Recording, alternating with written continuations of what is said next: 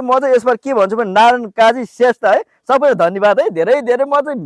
हृदयदेखि नै धन्यवाद हजुर धेरै खुसी छु क्या हजुर उहाँले गर्नुको जुन माया त्यो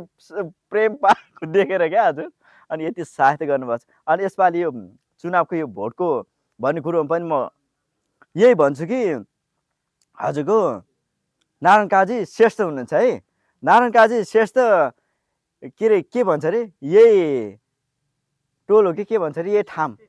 यही क्षेत्र 3बाट उठ्नु भएको छ हुनुहुन्छ है उहाँ है यसपालि चाहिँ उहाँ यही क्षेत्र के भन्छ अरे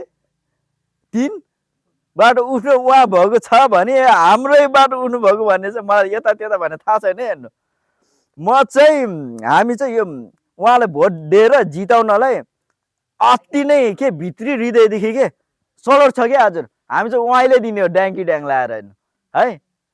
अरूको बाटो कता कता के कसो होला त्यो चाहिँ मलाई भएन हाम्रो यताबाट चाहिँ ड्याङ्की ड्याङ त्यही जान्छ हेर्नुहोस् है यो त सिधै हो हजुर ल यति नै हजुर म चाहिँ यतिमा चाहिँ धेरै खुसी छु हजुर